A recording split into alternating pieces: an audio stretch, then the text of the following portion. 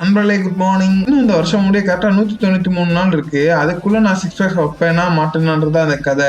ஒரு குட்டி கதை தான், டக்குன்னு சொல்லிட்டு டக்குன்னு போயிடுவேன். அதுக்கு முன்னாடி உங்க வீட்டு பிள்ளை நினைச்சு ஒரு ஃபாலோ மட்டும் தட்டி விட்டு போயிருங்க. காலங்கத்தாலே எந்திரிச்சு சமத்தா ஜிம்முக்கு போலாம் தான் பிளான் பண்ணி போனேன். ஆனா அங்க என் பிளான் மாறிடுச்சு.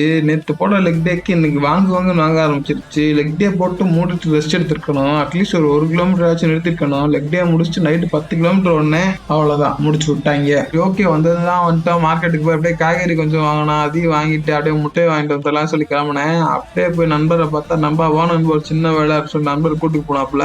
என்னன்னு பார்த்தா நண்பர் இப்பெல்லாம் கடைகளுக்கும் பூ சப்ளை பண்ண ஆரம்பிச்சிட்டாரு. உங்களுக்கு வேணா நண்பர்கிட்ட ஆர்டர் பண்ணி வாங்கிக்கங்க, நண்பர் உங்களுக்கு டோர் டெலிவரி பண்ணிடுவாரு. சரி எல்லாத்தையும் வாங்கிட்டு வந்து வீட்டுக்கு வந்து சேர்ந்தாச்சு. அதுக்கப்புறம் மத்தியானம் பேங்க்ல கொஞ்சம் வேலை இருக்கிறதால வெளியே போறதால மத்தியான சாப்பாடு ரெடி ஆயிடுச்சான்னு பார்த்தேன். எல்லாம் ரெடி ஆயிடுச்சு. சரி ஓகே சாப்பிட்டு அப்படியே பேங்க்கு கிளம்பலாம்னு சொல்லி ரெடியாகி கிளம்பிட்டேன். பேங்க்குக்கு ஒரு முக்கியமான விஷயமா போன வேலை ஆகல. திங்கக்கிழமை வான்னு சொல்லியிருக்காங்க. திங்கக்கிழமை வந்து திரும்பியும் பார்க்கணும். சரி ஓகே என்னன்ட்டு பார்த்துக்கலாம்னு சொல்லிட்டு அந்த வேலை தான் ஆகிற வேலை ஆச்சு. பார்ப்போம் கொஞ்சம் நேரம் வெயிட்டிங் பார்த்துட்டு இருந்தேன். அதுக்கப்புறம் சரி ஈவினிங் ஆச்சு, ரன்னிங் போகலாம் முடிவெடுத்து ரன்னிங் கிளம்பியாச்சு. நிறைய கிலோமீட்டர்லாம் ஓடல, அளவா ஓடிட்டு அழகாட்டுன்னு வந்துட்டேன். இப்போதான் கால் சரியாயிட்டு வருது. கண்டமேனிக்கு ஓடி கண்டமேனிக்கு ஆயிரும். அதனால அளவா விட்டு அளவா வந்து நாளை முடிச்சாச்சு. நீங்க ஏதாச்சும் முடிச்சு நண்பர்களை